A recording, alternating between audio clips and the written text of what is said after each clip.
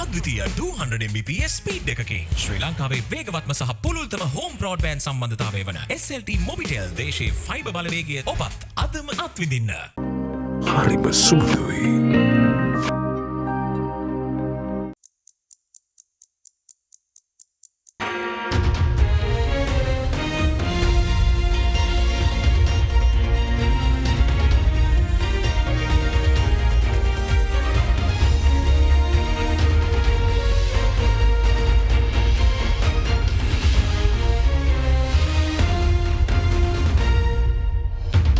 Tonight on First at 9 this Thursday, the 13th of July 2023.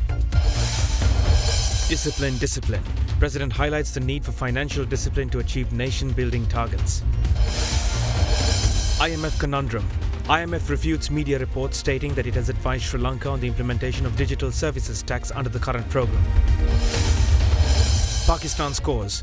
IMF approves a $3 billion bailout package for Pakistan a couple of weeks after reaching a staff-level agreement. Alliance Finance මෙතුරු රන්නයි සේවාවෙන් රන් පවුම්කට රුපියල් 1,70,000ක ඉහළ අධිකාරම. ඔබේ විශ්වාසය දිනු සෙන්සුරයින් දැන් ළඟමැති ෆාමසියෙන් ලබාගත හැක.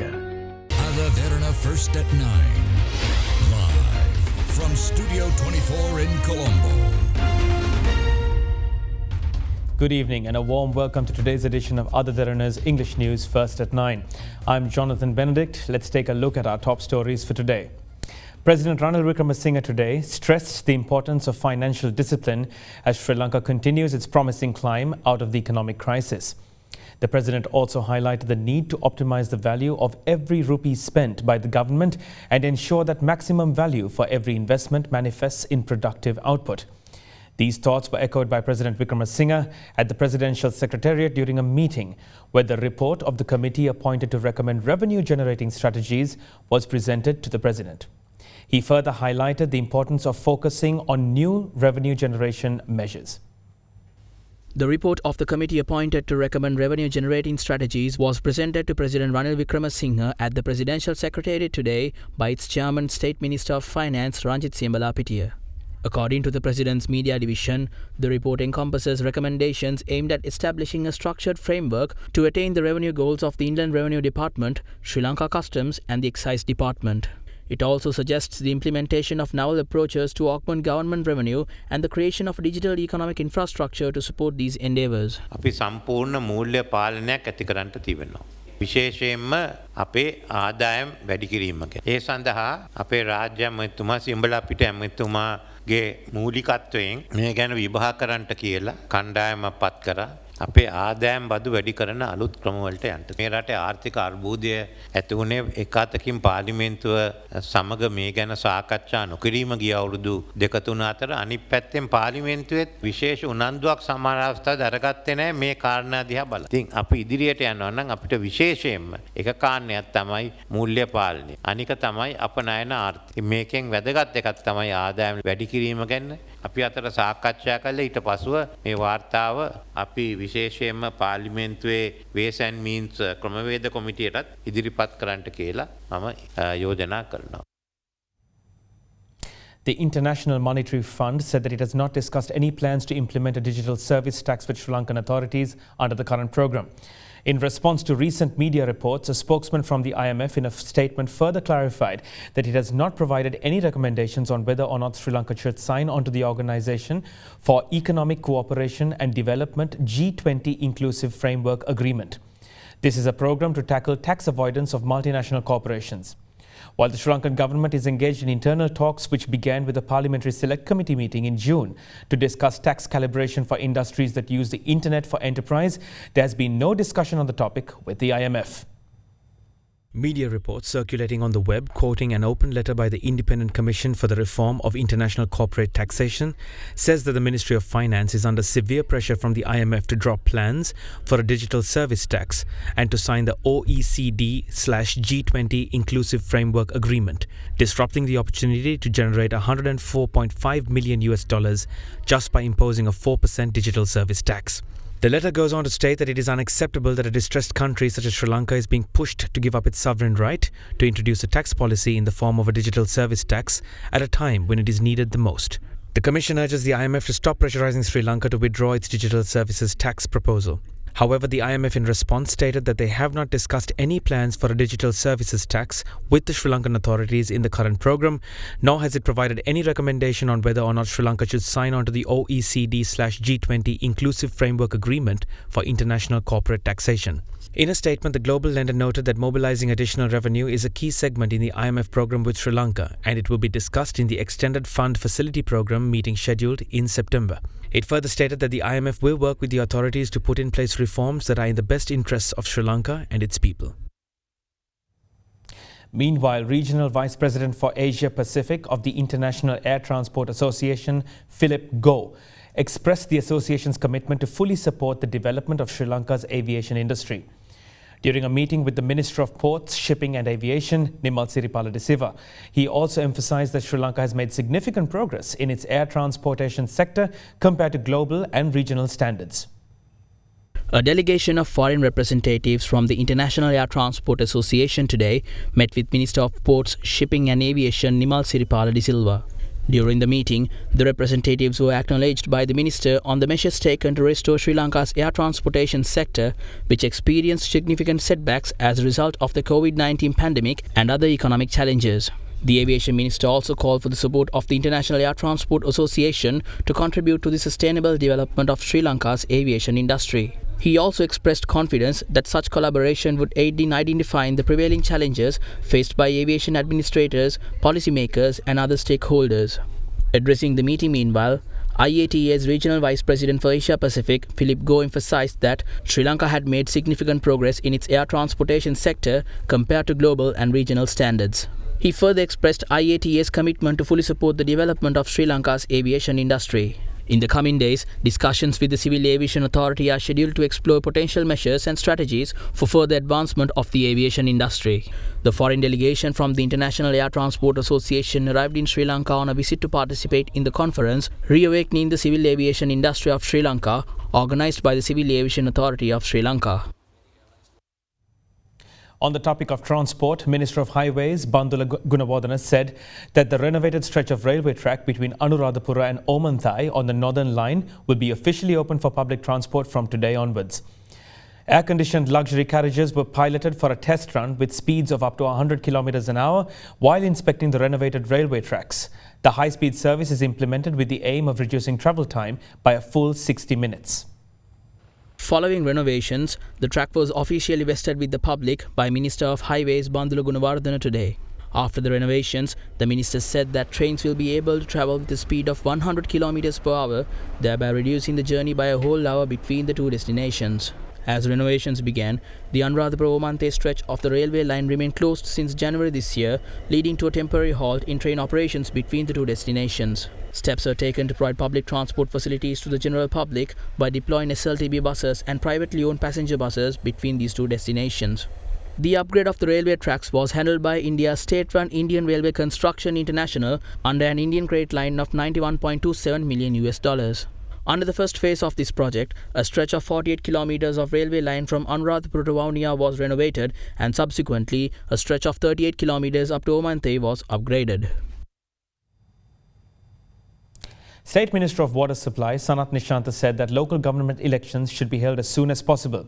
If this cannot be accomplished, previous serving officials should be reinstated in order to continue operations. Meanwhile, opposition MP Niroshan Pereira alleged the presence of another foreign agenda in place to distance Japan from Sri Lanka. He stated this on the knowledge of groups that are emerging in disagreement and rejection of the light rail transit project. With that, here are some views expressed by politicians in the political arena. පළත් පාලනේ ආයතන මහජනහිත පාලනය කළ යුතුයි. ඒ නිසා හැකිතාක් ඉක්මනින් ඡන්දේ තියන්න උනා. ඡන්දේ තියන්න බැරි කමක් තියෙනවා නම් නැවත වතාවක් තිබිච්ච පළත් පාලන ආයතන බලාත්මක කළ යුතුයි කියන ස්ථාවරය අපි ඉන්නේ.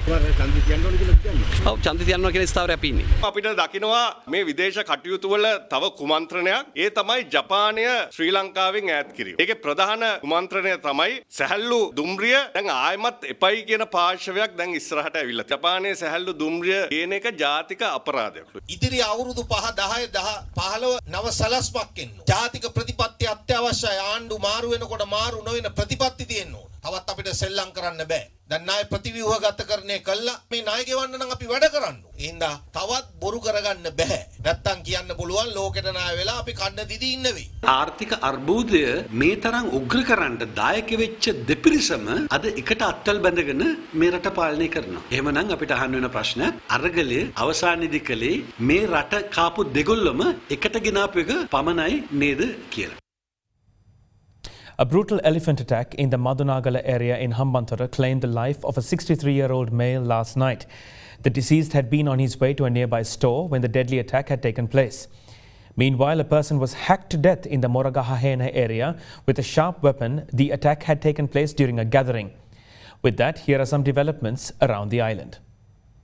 A person was reported dead from the Madunagala area in Hambantota after being attacked by an elephant at around 9 p.m. last night. The deceased 63-year-old had been on his way to a nearby store after completing his work in a paddy field. On the same note, another elephant attack was reported from the Koggala area in Suryavava recently, where a 53-year-old man was killed. The deceased was reported to be a farmer. In Moragahahena, a 39-year-old was hacked to death with a sharp weapon. The deceased had been in a gathering in the Talagala area when he was stabbed. A former Air Force serviceman had been arrested by the police in connection with the murder. Capital markets experts say that the corporate earnings are expected to grow due to the interest rate cut hikes. Stay with us for more news after this short commercial break.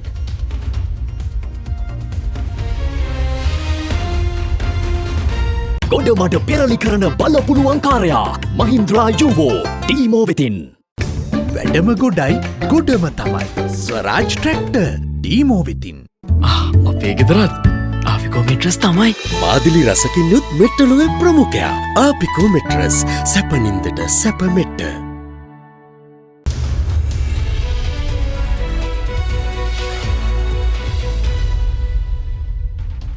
Welcome back.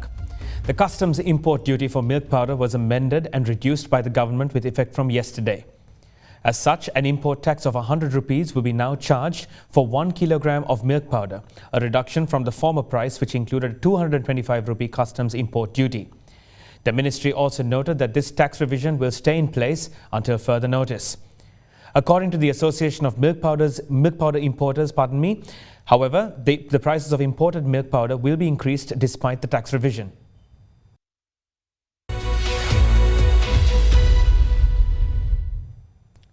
Capital markets expert Dimantha Matthew said corporate earnings are likely to increase in the future as the finance cost of corporations are expected to reduce with interest rates coming down, following the government's local debt restructuring proposal. In our segment Debt Treatment, What's Next?, the head of research at First Capital expresses optimism that new sentiment will also bring accelerated economic recovery going forward.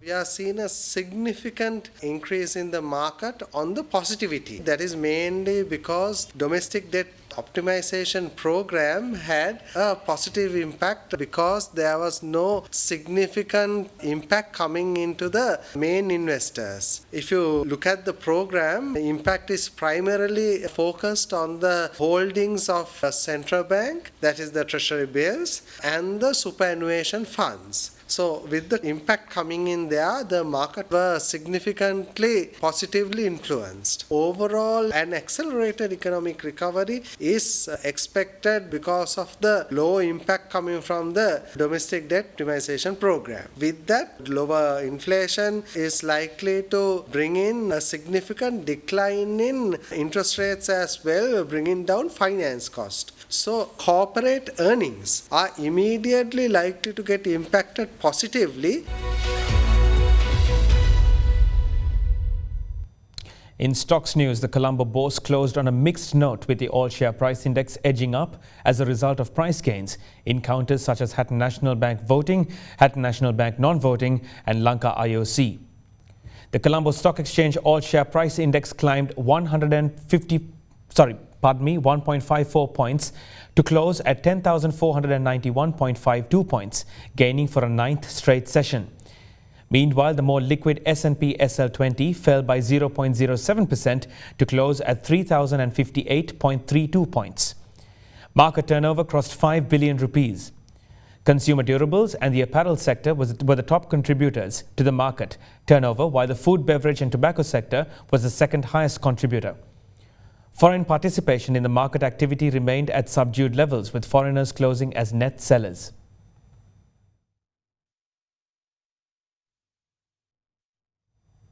Now let's have a look at how the rupee traded against other major currencies during the day.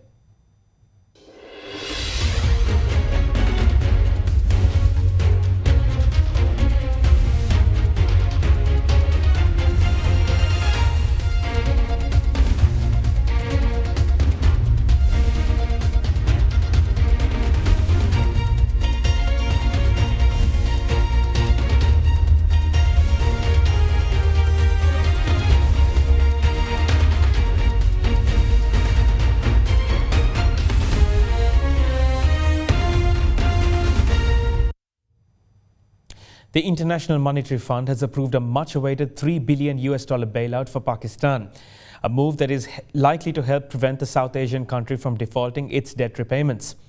Issuing a statement, the IMF said its executive board gave the green light to the 9-month standby arrangement to support the authority's economic stabilization program. The approval allows an immediate disbursement of about $1.2 billion, and the remaining amount will be phased over the program's duration, subject to 2 quarterly reviews. Pakistan and the International Monetary Fund reached a staff-level agreement last month, securing a short-term pact which got more than expected funding for the country of 230 million citizens. Pakistan has faced an acute balance of payments crisis, with only enough central bank reserves to cover barely a month of controlled imports. The board's approval was mandatory before disbursing the first tranche, with the rest to arrive later on in installments. In a statement issued yesterday, the IMF said that the executive board approved a 9-month standby arrangement for Pakistan for an amount of about $3 billion to support the authority's economic stabilization program. The statement went on to read that steadfast policy implementation will be critical for Pakistan and the success of the program. The IMF said it also wanted Islamabad to ensure tight monetary policy aimed at disinflation and further progress of structural reforms, particularly in the energy sector, state-owned enterprise governance and climate resilience. The deal, which has already brought some relief for investors in the country's stocks, exchange rate and bonds, will unlock more external funding. Long-time allies Saudi Arabia and United Arab Emirates have deposited $3 billion in Pakistan's central bank in the last 2 days.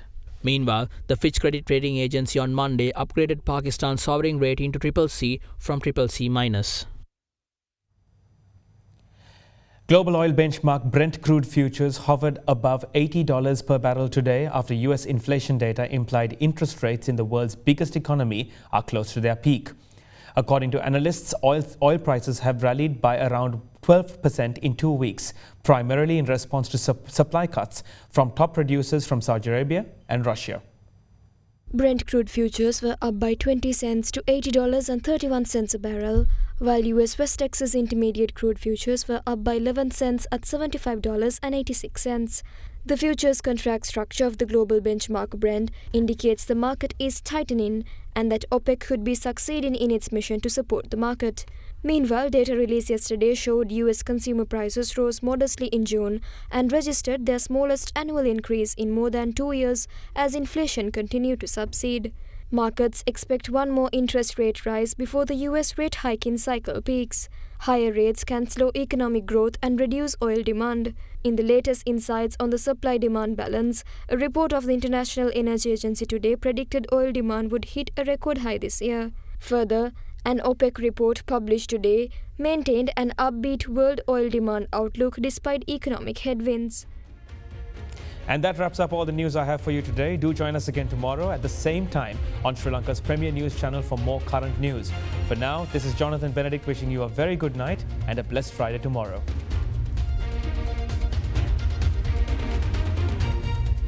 For news and information you can trust 24 hours a day, visit AdaDerana.lk.